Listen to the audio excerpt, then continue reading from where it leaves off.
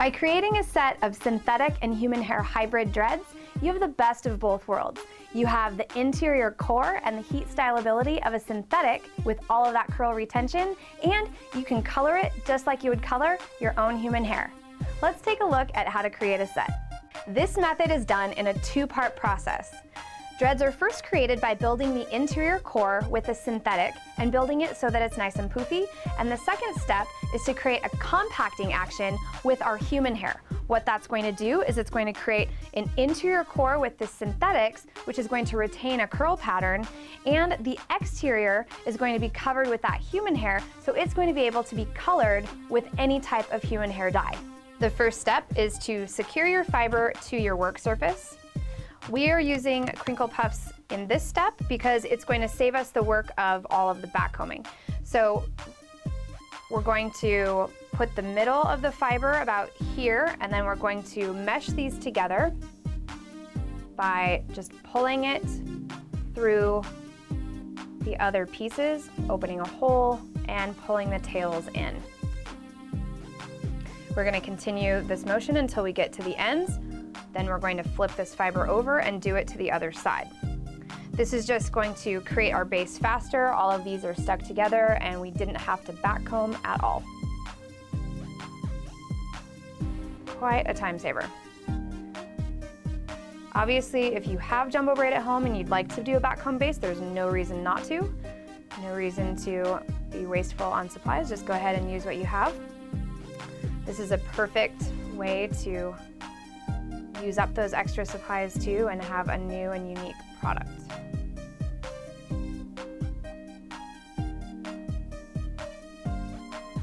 I'm just doing this randomly all the way down.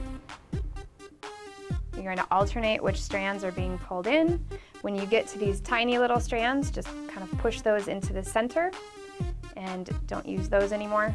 Just continue with the longer strands.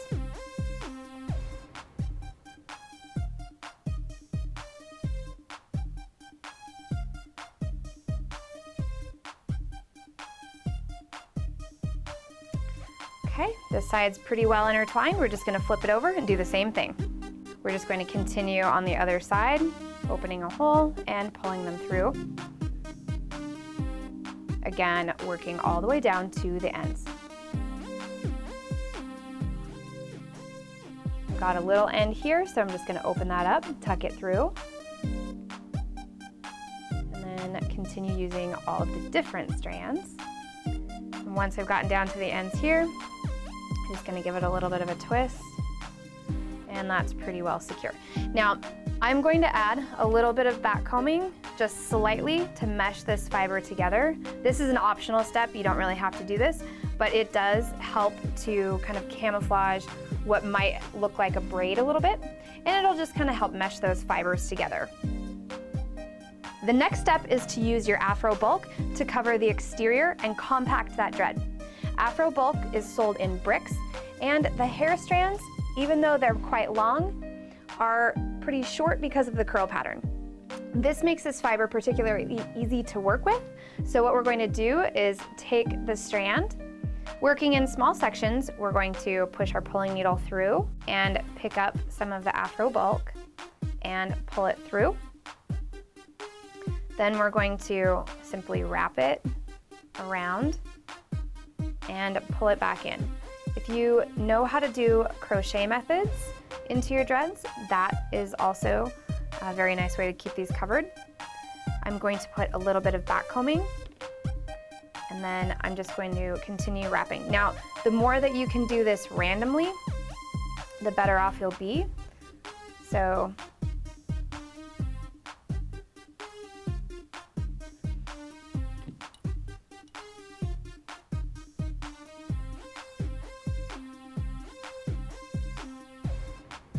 spreading out your afro bulk fiber is going to give you more coverage.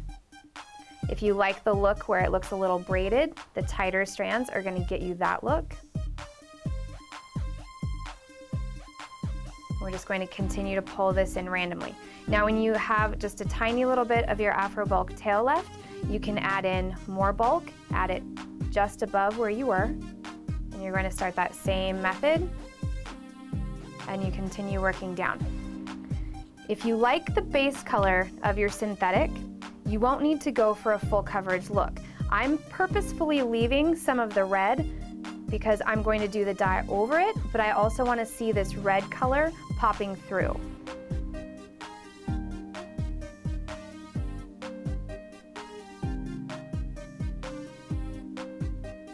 If you want a fully colorable application, then you will need to cover this completely. You can do that by doing several passes, and you'll probably want to keep your strands quite a bit wider than what I'm doing here. Continue in this manner until you have covered your entire dreadlock. To create your tips, it's going to be working in the same motion.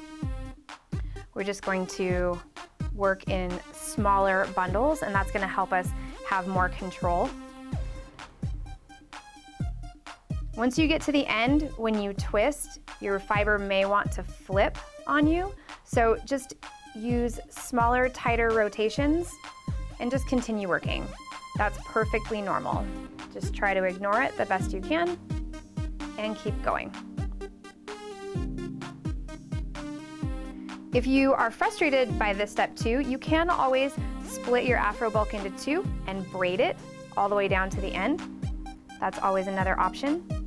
So what that looks like is you would split these two, and then you would take them and just start braiding.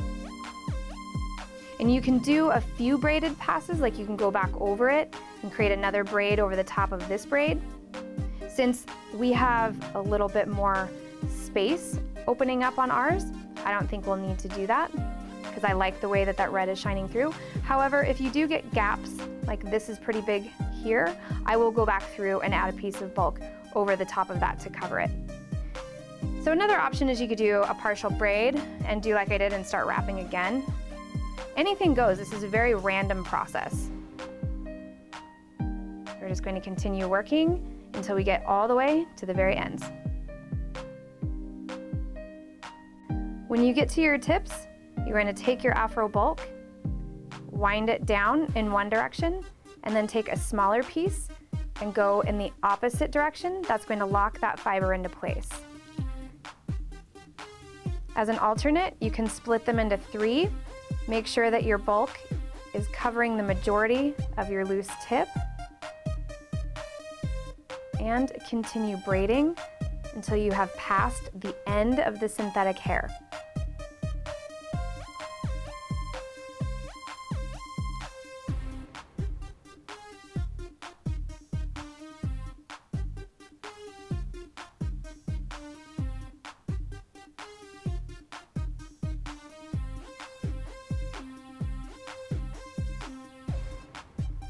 If your pieces get tangled, don't worry. Just keep separating them and keep going.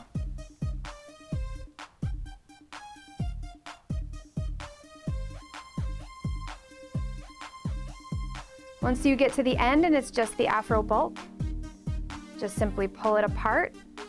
That will help backcomb those tiny little ends and lock them into place.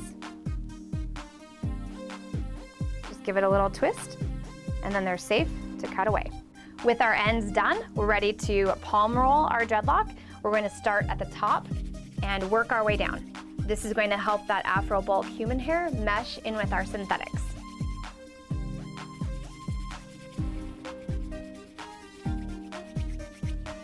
Remember to flip your dread and do the other side. To deal with the ends, you may end up with extra hair all at the tips that kind of gets a little scraggly. So we want to keep the majority of our tip that has the backcombing in it, but we're going to lose all of this.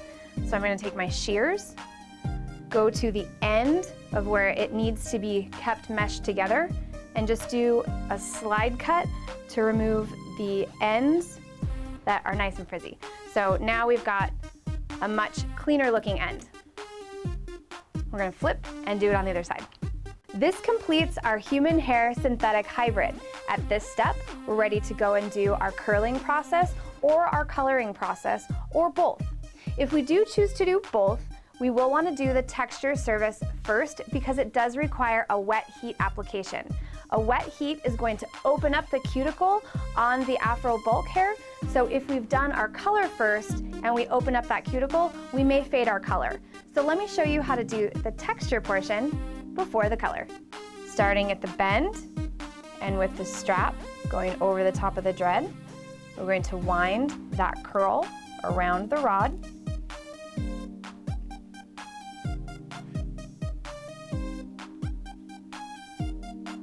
Making sure that our tail can reach the strap. We're going to pull the cap over and snap it into the top. Now that we've got our curls wrapped, we're just going to drop these into our boiling water, and then we're going to wait for about 30 seconds, and then we're going to pull them out and set them aside to cool. Our dreads are now cool and mostly dry, so we can go ahead and unwrap them and see how our curl turned out. We start from the end, and we're going to wind until we get to the top. We're going to do the same on the other side. So basically we're releasing these the same way that they were added onto the rods. And that is our texture, pretty nice.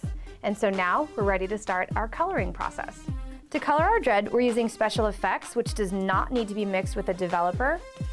And if you were doing these, you'd probably do all of your dreads one at a time, but you would do them in batches rather than just doing a single like we're doing here.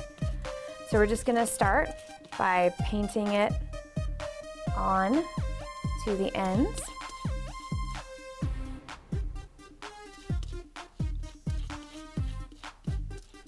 Now as we go, we're just gonna make sure that we are smushing it in and making sure that each side is coated.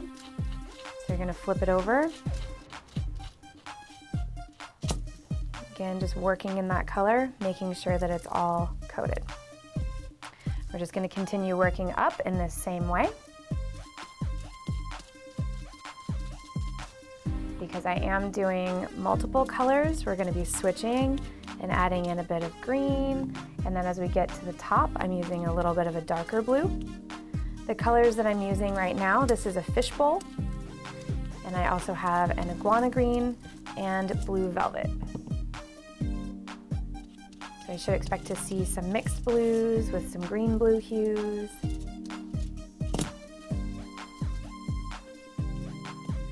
Be generous with that color. You want to make sure that you get these saturated on the exterior so that you don't have to go back and do touch-ups when you're done. You don't want any of that blonde shining through. This is my most favorite special effects color. Turns out like a really nice midnight blue, and the hold on it is amazing, and it fades into a really nice color when it does fade.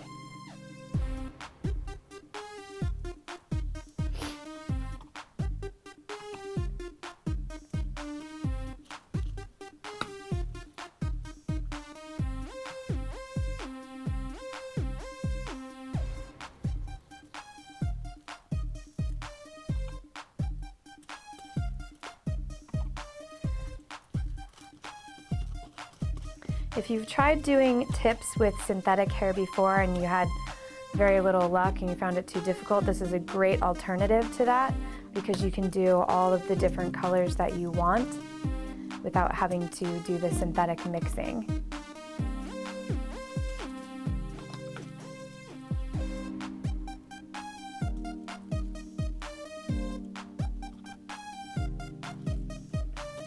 You're just going to continue like this until you've covered your entire dread, and then you'll fold up this foil packet and let them process until you're ready to rinse.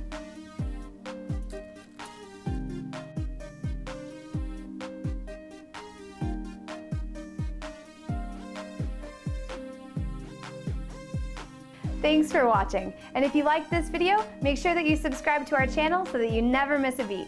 And if you need products for your projects, check out Dreadlocks.com for all your hair extension needs.